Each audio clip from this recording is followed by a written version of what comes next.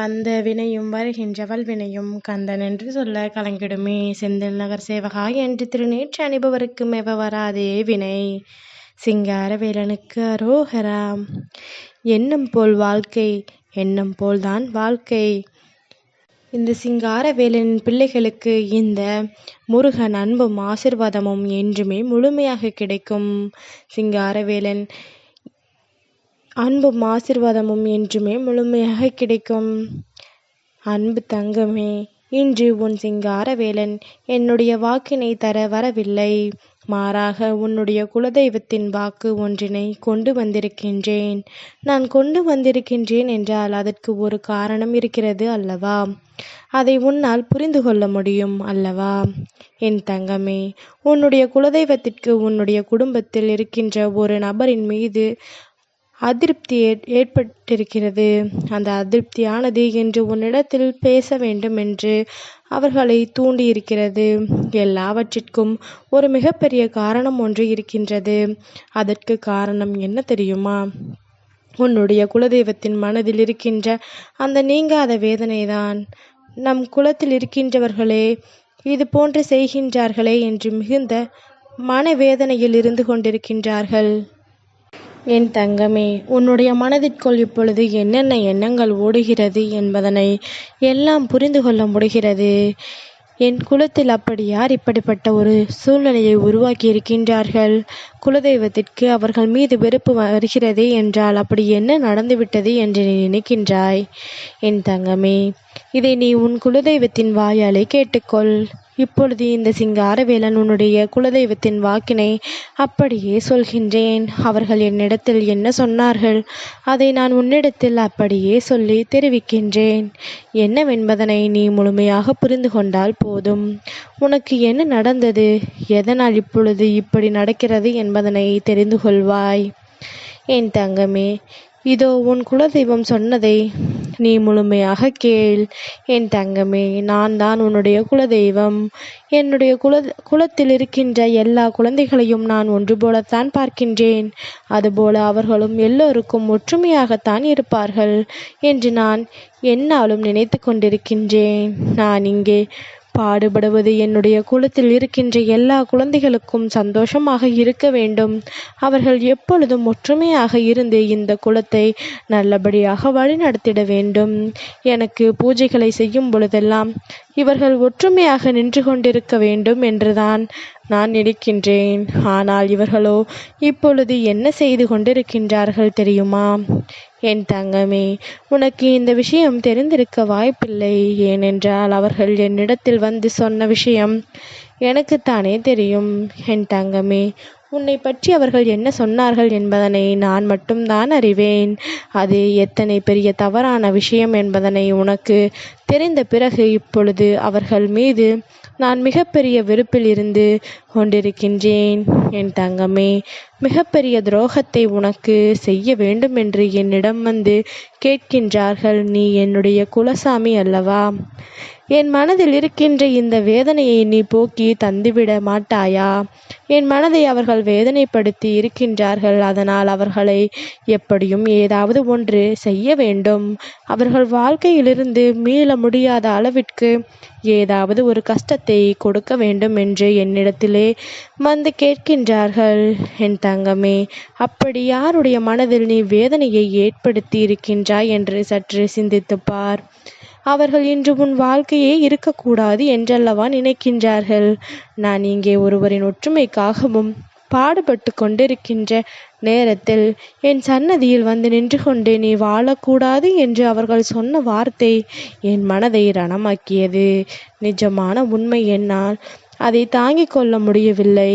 ஏன் இப்படி சொல்கின்றார்கள், என்ன பிரச்சனை என்று பார்க்கும் பொழுதுதான் எனக்கு புரிந்தது. ஏதோ சிறு மனசாபங்கள் இருக்கின்ற பிரச்சனைகள் ஏற்பட்டிருக்கின்றது என்று. முருகன் உன்னிடத்தில் வந்து நீங்கள் ஒற்றுமையாக இருக்க வேண்டும் என்று சொல்ல வரவில்லை. உன் பக்கம் தவறு இருக்கின்றதா, அவர்கள் பக்கம் தவறு இருக்கின்றதா என்று நிச்சயமாக அறிந்து கொள்ள வேண்டியது என்னுடைய பொறுப்பு. தவறு இருப்பவர்கள் பக்கம் நின்று நான் நிச்சயமாக பேச மாட்டேன். யார் பக்கம் நியாயம் இருக்கின்றதோ அவர்களுக்கு நிச்சயமாக நியாயத்தை வழங்குவது என்னுடைய கடமைதான். ஆனால் ஒருபோதும் தவறு செய்யாதவர்களுக்கு தண்டனை வழங்குவது என்னுடைய வேலை கிடையாது. எனக்கு என்னுடைய குழந்தைகளின் மனதை சரி செய்து அவர்களை நல்வழிப்படுத்துவது மட்டும்தான். நான் நல்வழிப்படுத்துவதற்காக பாடுபட்டு கொண்டிருக்கின்றேனே தவிர ஒருபோதும் யாருக்கும் தண்டனையையும் கொடுக்க வேண்டும் என்று நினைக்கவில்லை. உனக்கு இது போன்று செய்ய வேண்டும் என்று நினைத்தவர்கள் இன்னும் என்னவெல்லாம் செய்ய துணிவார்களோ என்று தெரியாமல் தான் நான் சற்று மனக்குழப்பத்தில் இருந்து கொண்டிருக்கின்றேன். என் தங்கமே, ஒன்றை நன்றாக புரிந்து கொள். யாரிடத்திலும் உனக்கு என்ன மனக்கசப்புகள் இருந்தாலும் சரி, நீ அந்த மனக்கசப்புகளை எல்லாம் உன்னிடத்திலிருந்து தூக்கி எறிந்துவிட்டு இந்த ஒரு சண்டையும் அவர்களிடத்தில் உனக்கு வேண்டாம். அதற்காக நீ எல்லாவற்றையும் பொறுத்து கொண்டு செல்ல வேண்டும் என்று சொல்லவில்லை. எதுவாக இருந்தாலும் அதை என்னிடத்தில் நீ விட்டுவிடு என்றுதான் முருகன் சொல்கின்றேன். என் தங்கமே, நீ என்னிடத்தில் விட்டுவிட்ட பிறகு அதையெல்லாம் நான் பார்த்து கொள்வேன். அது என்னுடைய பொறுப்பல்லவா? நான் அவர்களுக்கு என்ன செய்ய வேண்டுமோ அதை நான் செய்து விடுகின்றேன். என் தங்கமே, உன்னுடைய மனதில் இருக்கின்ற இந்த வேதனைகளுக்கு எல்லாம் நான் இப்பொழுது உனக்கு பதிலை தந்து விடுகின்றேன். இவர்கள் செய்ய நினைத்த விஷயம், உன் வாழ்க்கையை அழிக்க நினைத்த விஷயம் எனக்கு மட்டுமே தெரிந்தது.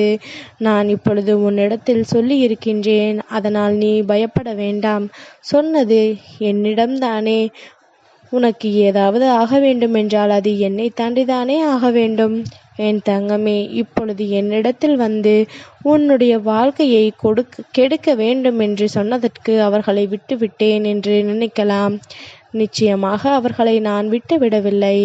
என் தங்கமே, இனி ஒருவரின் மனதினை வேதனைப்படுத்தி இருப்பது உண்மையானால் உனக்கே அது தெரிந்திருந்தால் நிச்சயமாக நீ எந்தவித சிந்தனையையும் இல்லாமல் மன்னிப்பு கேட்கலாம். தவறு உன் பக்கம் இருக்கும் பட்சத்தில் அதை நீ செய்வதில் எந்த ஒரு தவறும் கிடையாது. அதே சமயத்தில் தவறு அவர்கள் பக்கம் இருக்கிறது என்றால் நான் அவர்களுக்கு கொடுக்க போகின்ற தண்டனை என்ன தெரியுமா? இந்த தெய்வத்தினுடைய பார்வை சில நாட்கள் அவர்கள் மீது இருக்காது. அவர்கள் உனக்கு என்ன செய்ய வேண்டும் என்று நினைத்தார்களோ அது அவர்கள் வாழ்க்கையில் நடந்தால் எத்தனை வேதனையை கொடுக்கும் என்று சில நாட்களில் அவர்கள் புரிந்து கொண்டு வரட்டும். நிச்சயமாக புரிந்து கொண்ட பிறகு என்னிடத்தில் மன்னிப்பு கேட்க வருவார்கள். அதன் பிறகு நான் அவர்கள் வாழ்க்கையை மீண்டும் பழைய நிலைமைக்கு திருப்பி கொடுத்து விடுவேன். இதுதான் இப்பொழுது நான் செய்ய துணிந்திருக்கின்றேன்.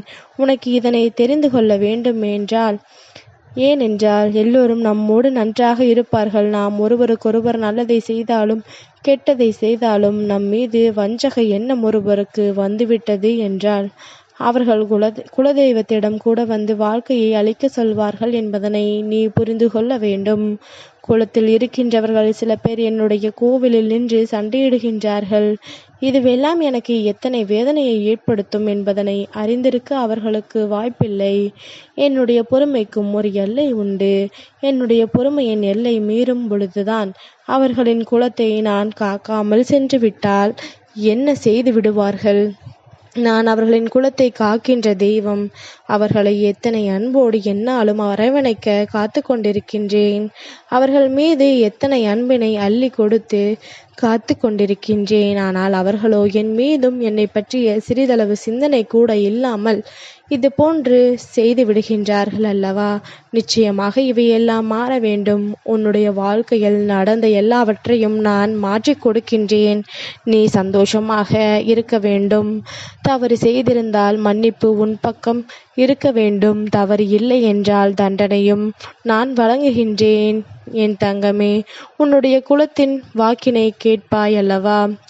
நிச்சயமாக உனக்கு யாரோ ஏதோ தீய வினைகளை செய்ய நினைத்திருக்கின்றார்கள். அதை அவர்கள் நிச்சயமாக தடுத்து நிறுத்தி விடுவார்கள். அதனால் என் தங்கமே, யார் மீது எந்த வஞ்சனை எண்ணங்களும் உனக்கு இருந்தால் உடனடியாக அதனை நீ சரி செய்து கொள்வதற்கு குடும்பத்திற்குள் எந்தவித பிரச்சனைகளும் வேண்டாம் என்றுதான் அவர்கள் விருப்பப்படுகின்றார்கள்.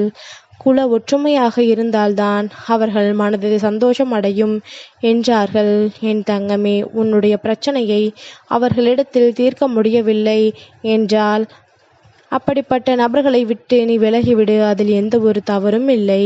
மன்னிக்க கூடிய காரியமாக இருந்தால் மன்னித்து ஏற்றுக்கொள். என்றுதான் கேட்கின்றார்கள். என் தங்கமே, உனக்கு இந்த குலதெய்வத்தினுடைய ஆசிர்வாதமும் உன் சிங்காரவேலனுடைய ஆசிர்வாதங்களும் எப்பொழுதும் முழுமையாக இருக்கும். சிங்காரவேலனுக்கு அரோகரா.